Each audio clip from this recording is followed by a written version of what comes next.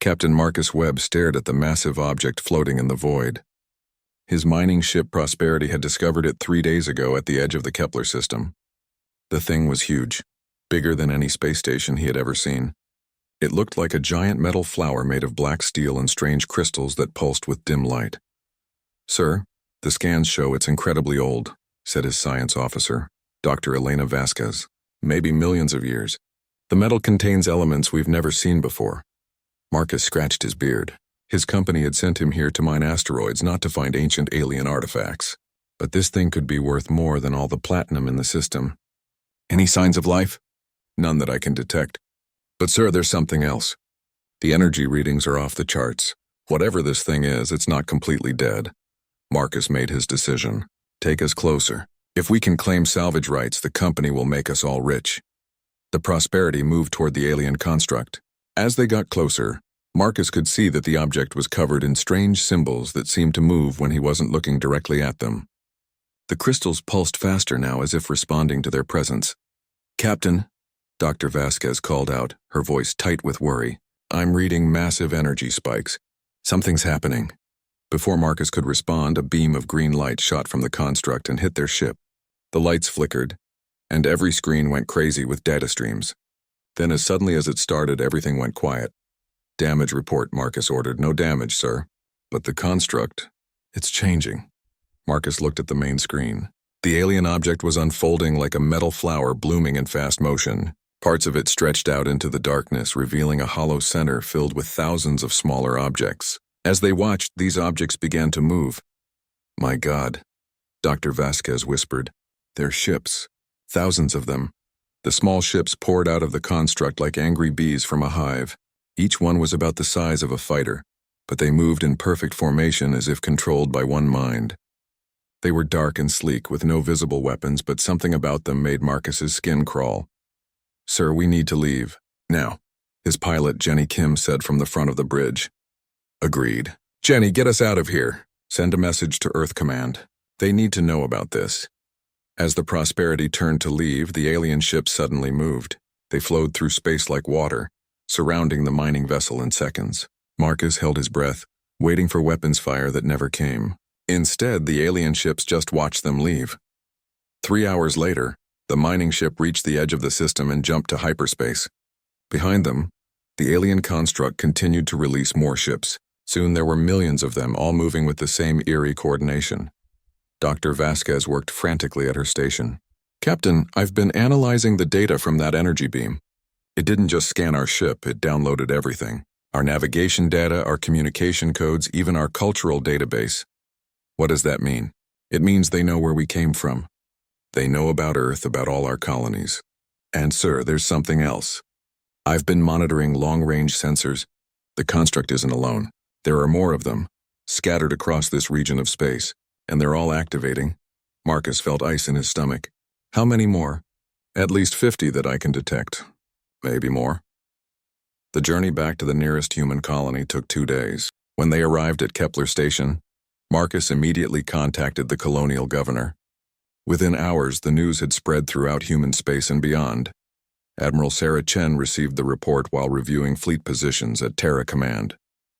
She was a tall woman with short gray hair and eyes that had seen too many battles. The alien ships worried her more than she let on. "What do we know about them?" she asked her intelligence chief. "Not much, Admiral. The mining ship's data shows they're unlike anything we've encountered. They seem to be some kind of artificial life form, part machine, part biological. And they're spreading." "How fast?" 3 more systems have gone dark since the Prosperity made contact. No response to communications. It's like they just vanished." Admiral Chen stood and walked to the large window overlooking Earth's orbital shipyards. Hundreds of human ships filled the space around the planet, cruisers, destroyers, and the massive dreadnought Indomitable that was still under construction. "Send a message to all colonial governors," she ordered. "I want every civilian ship ready to evacuate at a moment's notice. And contact the Galactic Council. This isn't just humanity's problem anymore." The Galactic Council met in emergency session on the neutral world of Nexus Prime. Representatives from dozens of species gathered in the Great Hall, their alien voices mixing in a chorus of concern and fear. Ambassador Elena Reyes represented humanity at the council. She was small compared to many of the aliens around her, but she had a reputation for straight talk that even the proud warrior species respected. Honored delegates, she began, we face a threat unlike any in recorded history. These devourers, as our scientists have named them, don't seem interested in negotiation or communication. They simply consume everything in their path. The Zalathi representative, a being of pure energy contained in a crystal shell, flickered with agitation. Our deep space monitors show the swarm has grown to over 10 million units. They move through space consuming everything, planets, asteroids, even the gases between star systems. They're using the matter to create more of themselves. What of military resistance? Asked General Kethvar of the Machine Collective. His mechanical voice carried no emotion, but his optical sensors glowed brighter than usual. Surely our combined fleets can stop them. Ambassador Reyes pulled up a holographic display showing the latest intelligence reports. 3 Zalathi shield worlds have fallen in the past week. The automated defense platforms of the Outer Rim were overrun in hours. These things adapt faster than we can respond. The council chamber fell silent as the implications sank in. Some of the most advanced military technologies in the galaxy had been swept aside like debris. How long do we have? Asked the representative from the peaceful Altarian Republic. Our best estimates give us 6 months before they reach the core worlds, Reyes replied. Maybe less if they continue to grow at the current rate. As the debate continued, reports kept coming in. More systems went dark. More colonies fell silent. The devourers moved through space like a plague, leaving nothing but empty vacuum behind them. On Earth, Admiral Chen watched the reports with growing dread. Her staff worked around the clock to prepare defenses, but she knew the truth that no one wanted to say out loud. Humanity's fleet was strong, but it was nothing compared to the alien armadas that had already fallen. Admiral, her aide called out, we're receiving evacuation requests from over 30 colonies. Our transport capacity is less than half what we need. Chen closed her eyes for a moment. In all her years of service, she had never faced a choice like this. How do you decide which worlds to save and which to abandon? Prepare the evacuation ships, she ordered finally. Start with the outer colonies and work inward. And double the construction crews on the Indomitable. We're going to need every ship we can get. As Earth's sun set behind the orbital shipyards, Admiral Chen made a silent promise. Humanity had survived ice ages, world wars, and the long journey to the stars. They would find a way to survive this too. They had to. The ancient terror had awakened, but humanity would not go quietly into the dark. Admiral Sarah Chen watched the holographic display with growing horror. Red dots marked dead systems across the galaxy's outer rim. Each dot represented billions of lives lost to the devourer swarm. Update from the Zalathi front, Admiral, reported Captain Martinez, her communications officer. The 7th Shield Fleet is gone. The devourers broke through their energy barriers in less than 4 hours. Chen's jaw tightened. The Zalathi were masters of energy manipulation. Their shield technology was the most advanced in the galaxy. If the devourers could break through those defenses so easily, what hope did anyone else have? What about the Keth Collective? Their automated defense grid held for 12 hours before the swarm learned to hack their systems. The machines tried to disconnect from their network, but it was too late. The devourers turned their own weapons against them. The large screen at the front of the command center showed real-time footage from a Keth border world. Chen watched as sleek devourer ships flowed around massive defense stations like liquid metal. The station's pulse cannons fired continuously, but for every alien ship they destroyed, 10 more took its place. Sir, incoming priority message from Ambassador Reyes at the Galactic Council. Elena Reyes appeared on screen, her usually calm face showing strain. Behind her, Chen could see the chaos of the council chambers as alien delegates argued in dozens of languages. Admiral, the situation is falling apart here. Half the species are demanding we stand and fight, while the other half want to evacuate to the far edge of the galaxy. The Altarians are already loading their entire population onto colony ships. What about the Corvan Empire? Chen asked. The Corvans were a warrior race that had never backed down from a fight. That's the worst news. Emperor Thax contacted me an hour ago. They're pulling back to their core systems and sealing their borders. If even the Corvans think this fight is hopeless, Chen understood. The Corvans had fought every major war in galactic history. Their retreat meant the military situation was even worse than the report suggested. Any word from the science teams? Have they learned anything useful about these things? Reyes shook her head.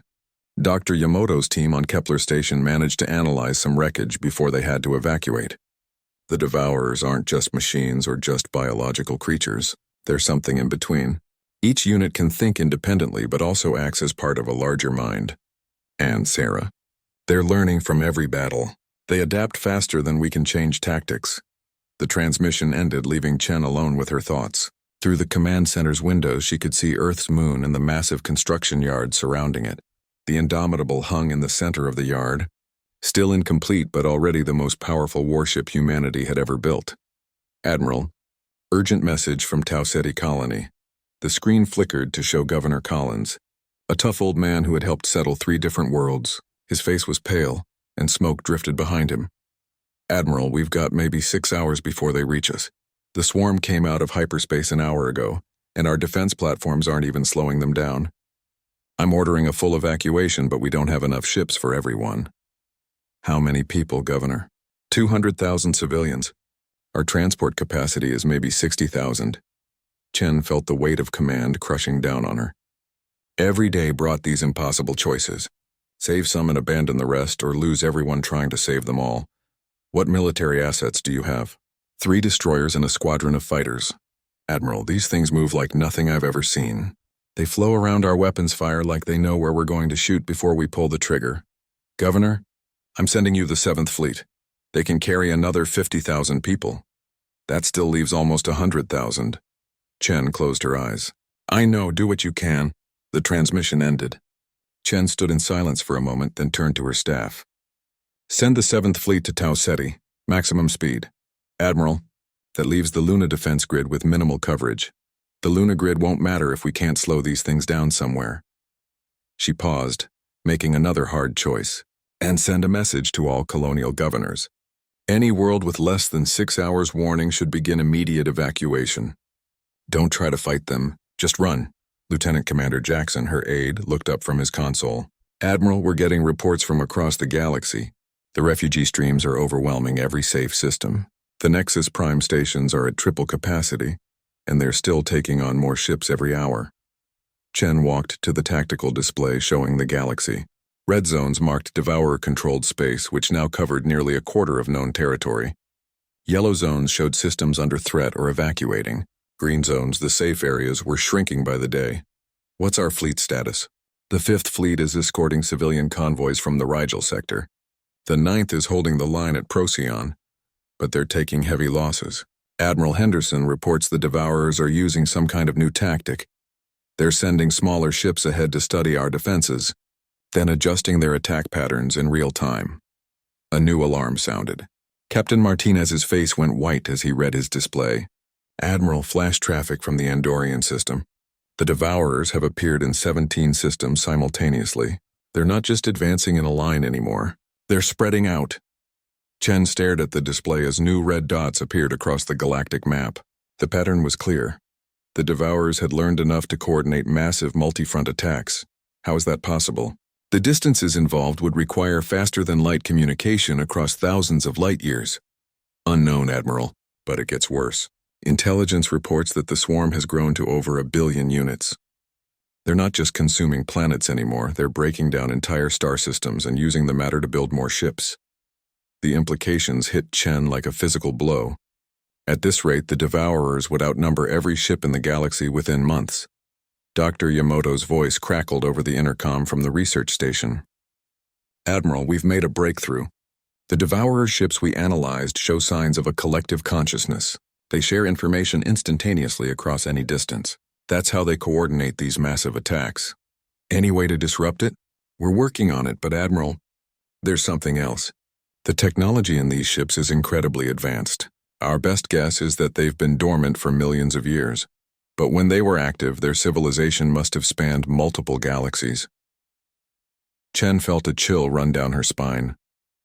Multiple galaxies? Yes, Admiral.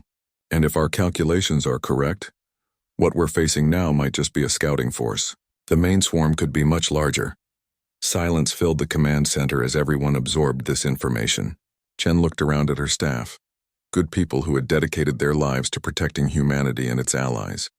Now they faced an enemy that had consumed entire galaxies. "Admiral," Lieutenant Commander Jackson said quietly, "the Galactic Council has called an emergency vote.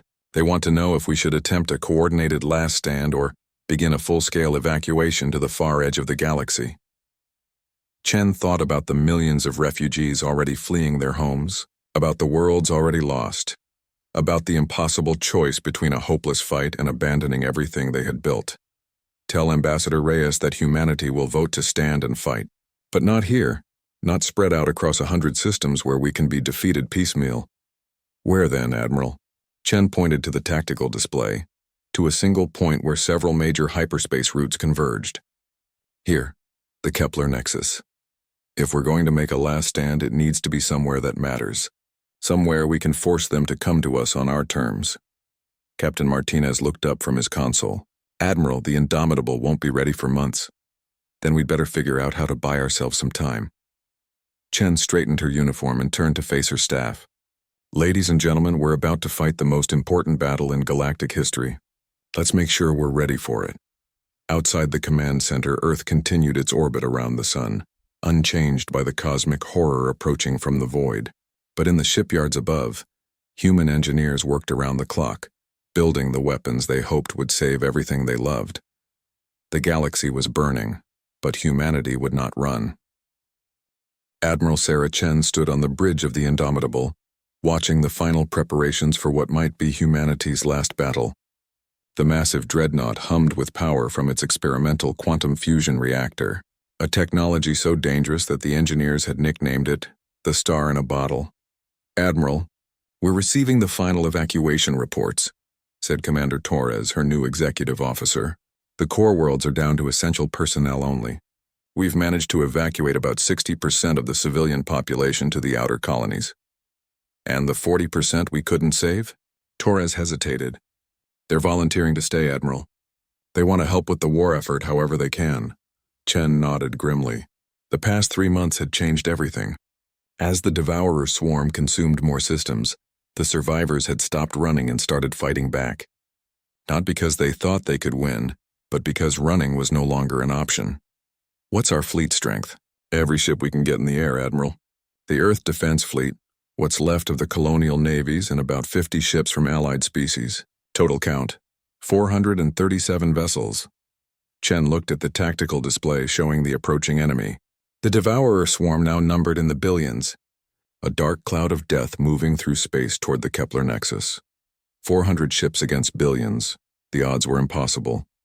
Dr. Lisa Park, the Indomitable's chief science officer, approached with a data pad. "Admiral, we've finished the analysis on the quantum disruptor weapons. The good news is they work.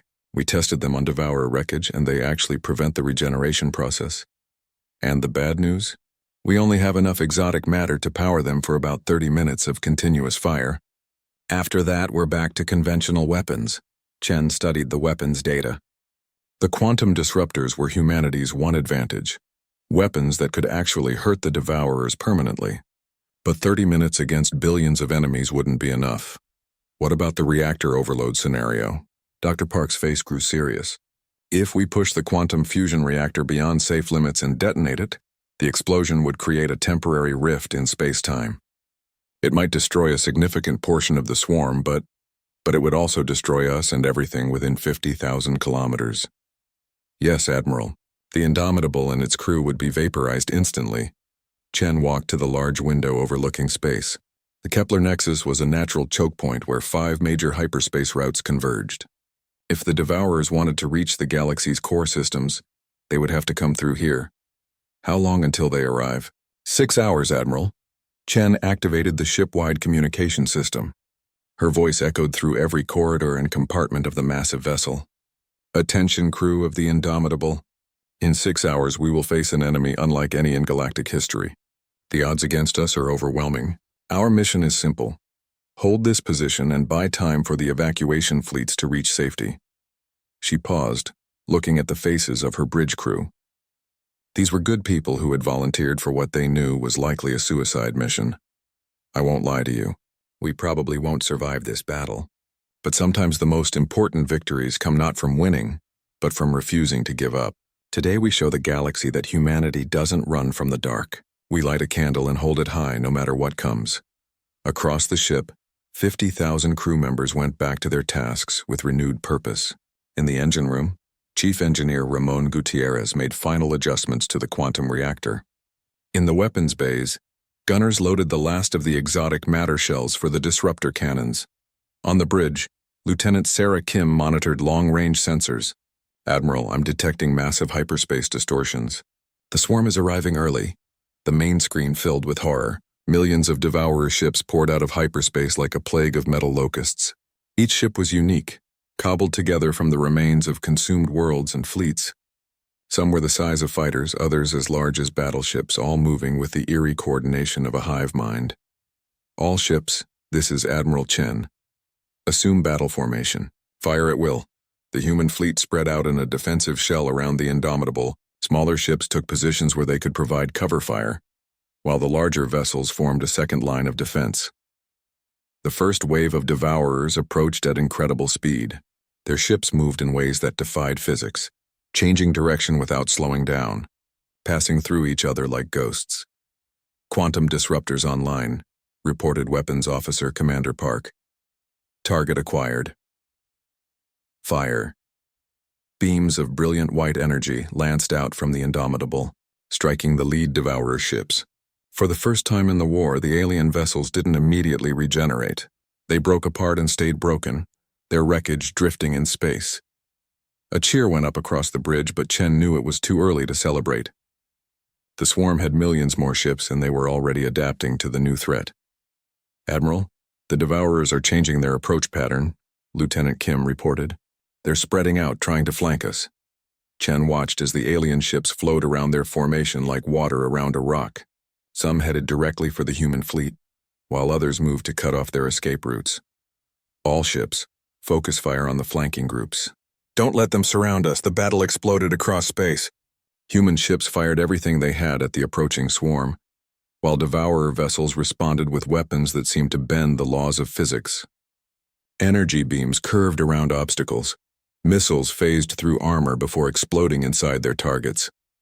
The destroyer Yorktown exploded in a ball of fire as 3 Devourer ships rammed it simultaneously.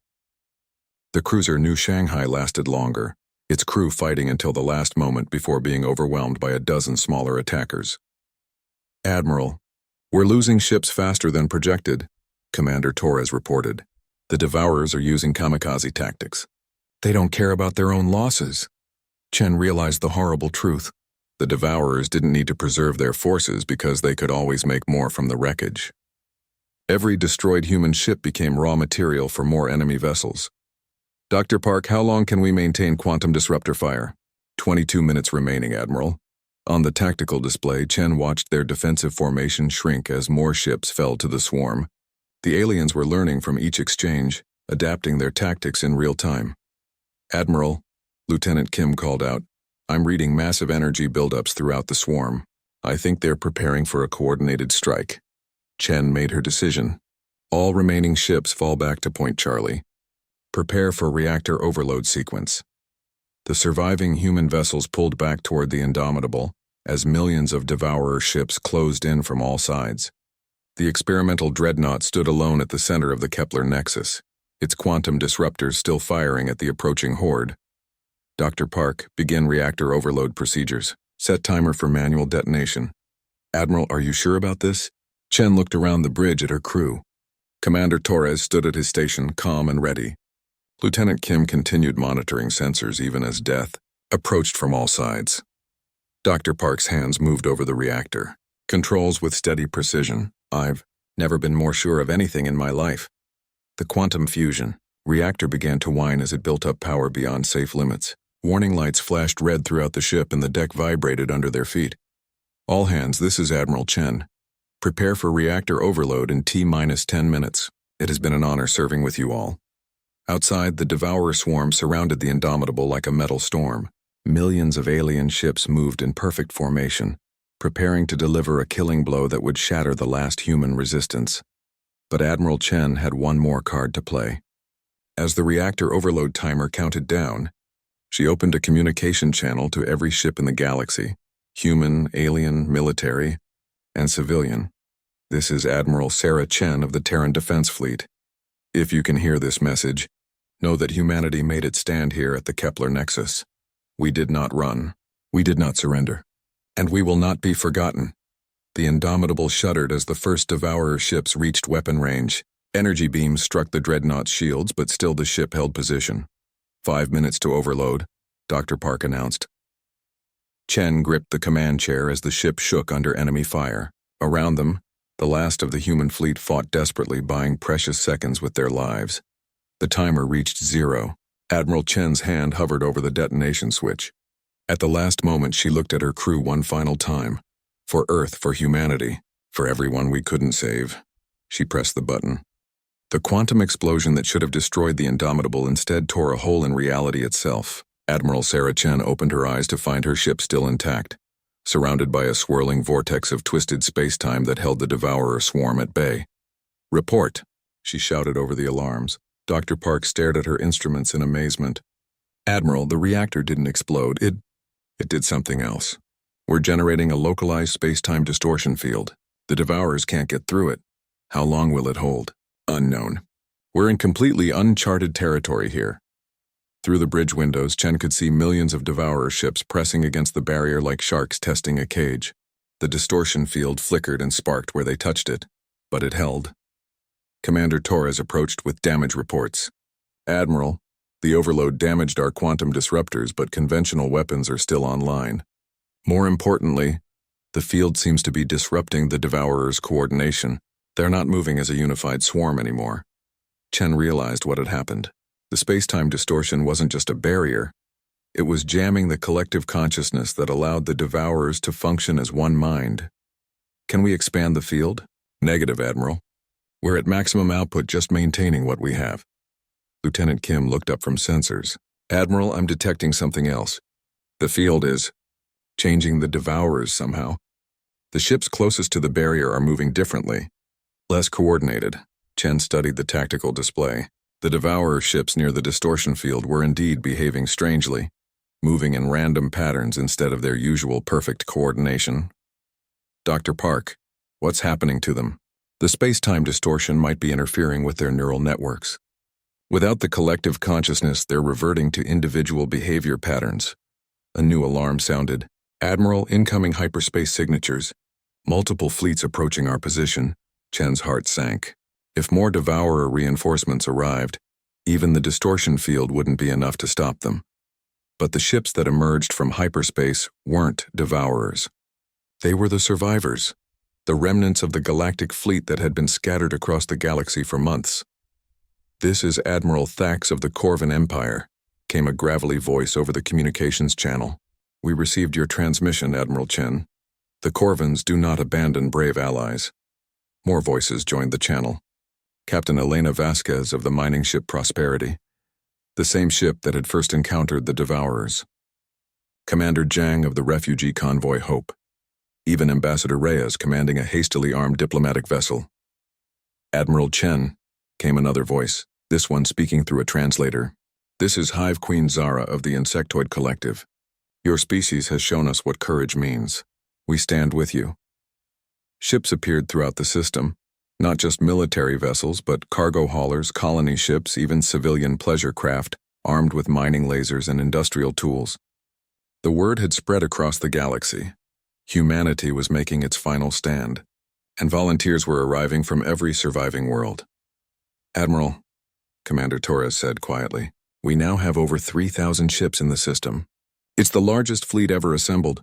Chen felt a surge of hope, but reality quickly set in. 3,000 ships were still vastly outnumbered by the billions of Devourer vessels surrounding them. "All ships, this is Admiral Chen. Form a defensive perimeter around the distortion field. We're going to use the barrier to break up their formations." The plan was desperate but simple. As long as the space-time distortion held, the Devourers couldn't coordinate their attacks. The human-led fleet could use hit-and-run tactics to wear down isolated groups of enemy ships. The battle resumed, but this time it was different. Without their collective consciousness, the Devourer ships made mistakes. They fired on each other, crashed into obstacles, and failed to adapt to changing tactics. Captain Reginald Hayes of the destroyer Defiant led the first attack wave. Target the ships closest to the barrier. They're the most confused! His squadron dove into a group of disoriented Devourer vessels, destroying dozens before pulling back to safety. Other ships followed his example, striking fast and retreating before the enemy could organize a response. Admiral, it's working, reported Lieutenant Kim. The Devourers are losing cohesion throughout their formation. Some groups are even attacking each other. But Chen knew they were fighting against time.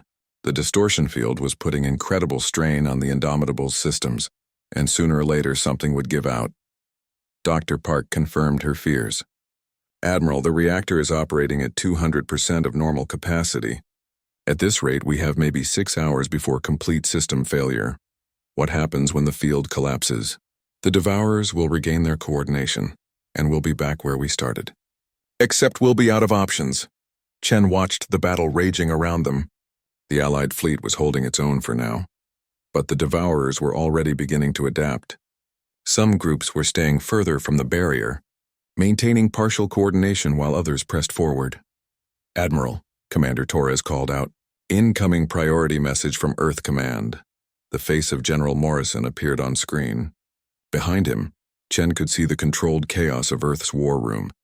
Admiral Chen, we've been monitoring the battle. The entire galaxy is watching what you're doing out there. But Sarah, I need you to know. We've detected more Devourer constructs activating throughout the galaxy. Hundreds of them. Even if you win this battle, there are more swarms coming. Chen felt the weight of despair settling on her shoulders. They were fighting the battle of their lives, and it might not even matter in the end. But then another voice joined the conversation. Ambassador Reyes from her makeshift command ship. General Morrison, Admiral Chen, we've been analyzing the data from this battle. The space-time distortion isn't just disrupting the Devourers, it's teaching us how they work. Dr. Yamoto's team thinks they've found a way to replicate the effect using modified hyperspace generators. What are you saying, Elena? Chen asked. We can build more distortion generators, lots of them. If we can disrupt the collective consciousness across multiple systems simultaneously, we might be able to turn the tide permanently. General Morrison leaned forward. How many generators would you need? At least 50, distributed across key hyperspace junctions. It would take months to build them, but we need to hold here for months to buy that time, Chen finished. The implications were staggering. The Indomitable and the Allied fleet would have to maintain their position at the Kepler Nexus, fighting a continuous battle against an enemy that outnumbered them thousands to one. Admiral, Dr. Park called out urgently. The reactor temperature is spiking. We're approaching critical levels. Chen made another impossible decision. Dr. Park, can we cycle the reactor down for maintenance without losing the distortion field? Not completely, Admiral. We'd need to reduce power for at least 4 hours. The field would collapse, and if we don't reduce power, the reactor will suffer a cascade failure. We'll lose the ship and the field permanently. Chen looked around the bridge at her crew. These people had already given everything for this mission. Now she was asking them to do the impossible, survive 4 hours without their only advantage. All ships, this is Admiral Chen. We're going to attempt something that's never been tried before. In 30 minutes, we'll need to shut down the distortion field for maintenance. That means 4 hours of fighting the old-fashioned way. Ship against ship, will against will. The channel erupted with responses from across the fleet. Admiral Thax's voice cut through the noise. Admiral Chen, the Corvin fleet will hold the center. We have faced impossible odds before. The Insectoid Collective will guard the flanks, added Hive Queen Zara. Our swarm tactics should confuse their remaining coordination. One by one, the commanders of the makeshift fleet volunteered for the most dangerous positions. Chen realized that something had changed during the battle. These weren't just survivors anymore. They were a unified force, fighting not just for survival, but for the future of all life in the galaxy. All ships, prepare for field shutdown in T-minus 30 minutes. Remember, we're not just buying time for the evacuation fleets. We're buying time for hope itself. As the countdown began, Chen watched the Devourer swarm press closer to the weakening barrier. In 30 minutes, those ships would break through and the real battle would begin. But for the first time since this war started, Admiral Sarah Chen believed they might actually have a chance. The space-time distortion field collapsed at exactly 14:32 Galactic Standard Time.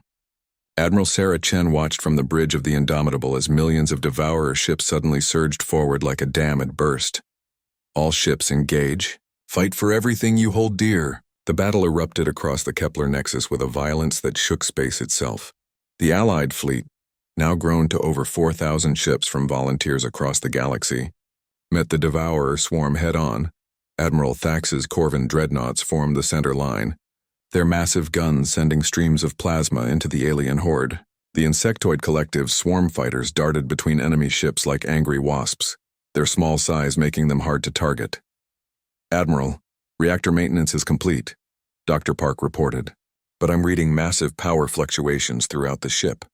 The quantum core is damaged. Can we restart the distortion field? Not at full power. Maybe 30% effectiveness and only for short bursts." Chen gritted her teeth. 30% wouldn't be enough to stop the entire swarm, but it might disrupt small groups of enemy ships. Lieutenant Kim, identify the largest concentration of Devourers and prepare for a localized field burst. The battle raged around them as human and alien ships fought desperately against impossible odds. The cargo hauler Big Bertha rammed 3 Devourer ships before exploding in a ball of fire. The diplomatic vessel Peacekeeper used its communication arrays to jam enemy signals, buying precious seconds for nearby fighters. "Field burst ready, Admiral. Targeting coordinates locked. Fire." A small bubble of distorted spacetime appeared in the middle of a Devourer formation, causing dozens of ships to lose coordination and crash into each other. The effect lasted only seconds, but it was enough for Captain Hayes' squadron to destroy the confused enemy vessels. "It's working," Commander Torres shouted. "Small bursts are more efficient than trying to maintain a large field." Chen realized they had found a new tactic. Instead of one massive barrier, they could create targeted disruptions throughout the enemy formation. All ships with hyperspace generators, coordinate with the Indomitable. "We're going to disrupt their swarm patterns section by section." The tide of battle began to shift. Working together, the Allied ships created pockets of chaos within the Devourer formation. Without their collective consciousness, individual alien ships became vulnerable to concentrated attacks. But the enemy was learning too. The Devourers began spreading out, avoiding large concentrations that could be disrupted. They also started using kamikaze attacks, sacrificing ships to overwhelm the Allied defenses. "Admiral, we're losing ships faster than we can replace them," Commander Torres reported. "The Braveheart is gone and the Zalathi energy cruiser Lightbearer just lost main power." Chen watched the tactical display as red icons marking destroyed Allied ships multiplied across the screen. They were holding the line, but at a terrible cost. Then Lieutenant Kim picked up something on long-range sensors. "Admiral, massive hyperspace signatures approaching. Multiple fleets coming in fast." Chen's heart sank. More Devourer reinforcements would end the battle immediately, but the ships that emerged from hyperspace weren't Devourers. They were Earth Defense Fleet vessels, dozens of them led by the carrier Enterprise and the battleship Constitution. "Admiral Chen, this is Admiral Morrison aboard the Enterprise. Sorry we're late to the party." "Admiral Morrison? How did you get here so fast?" "We've been building ships around the clock for the past 4 months. Every shipyard in human space is working at maximum capacity. And Admiral, we brought something special." The screen filled with the image of a massive vessel unlike anything Chen had ever seen. It was 3 times the size of the Indomitable, with weapons bristling from every surface. "Meet the humanity's Defiance," Morrison continued, "our new prototype equipped with multiple quantum reactors and enough firepower to level a small moon. She's untested, but our engineers assure me she'll work." The arrival of reinforcements energized the Allied fleet. Ships that had been fighting for hours suddenly found new strength, pushing forward against the Devourer lines with renewed vigor. But Chen noticed something else. The enemy swarm was pulling back, regrouping into defensive formations instead of pressing their attack. "Why are they retreating?" she wondered aloud. Dr. Park studied the sensor data. "Admiral, I think they're scared. For the first time in their existence, they've encountered resistance that adapts as fast as they do. They don't know how to process it." On the communications channel, voices from across the galaxy began reporting in. The distortion generator project was ahead of schedule. 57 installations were already under construction, and the first 3 were coming online within hours. "Admiral Chen," came a voice she recognized. "Dr. Yamoto from the research station." The first generator on Vega Prime is operational. We're detecting massive disruption in nearby Devourer formations. They're scattering in all directions. More reports followed. The generator on Altair Station was disrupting an entire sector. The one at Wolf 359 had caused 1,000 Devourer ships to turn on each other in confusion. Chen realized what was happening. The battle at Kepler Nexus had become more than a military engagement. It had become a symbol. Across the galaxy, billions of beings who had given up hope were suddenly fighting back. All ships, this is Admiral Chen, were receiving reports from across the galaxy. The distortion generators are working. The Devourer swarms are losing coordination on multiple fronts. A cheer went up across the communications channel. But Chen wasn't finished. However, we're not done here. The main swarm is still intact and they're adapting to our tactics. We need to finish what we started. The final phase of the battle began as every ship in the system moved toward the massive Devourer formation at the center of the Nexus. The aliens had pulled their remaining forces into a tight defensive sphere, millions of ships strong. All ships, coordinate your attacks with the distortion bursts. We're going to crack that formation like an egg. The Indomitable, the Humanity's Defiance, and every other ship in the Allied fleet opened fire simultaneously. Thousands of weapons struck the Devourer sphere as localized distortion fields created gaps in their coordination. The alien formation began to collapse. Ships crashed into each other, weapons fired randomly, and the perfect unity that had made the Devourers so dangerous finally shattered completely. "Admiral, they're routing," Lieutenant Kim reported. "The remaining ships are fleeing the system." Chen watched as the surviving Devourer vessels scattered in all directions. No longer a unified threat, but thousands of individual ships running for their lives. But the victory came with a cost. Of the original 50,000 crew aboard the Indomitable, fewer than 30,000 had survived. Across the Allied fleet, the losses were staggering. Ships from dozens of species that would never return home. "Admiral," Commander Torres said quietly, "we're receiving a priority transmission from the Galactic Council. They want to speak with you." The screen flickered to show Ambassador Reyes now wearing the ceremonial robes of the Council President. Behind her, Chen could see representatives from every surviving species in the galaxy.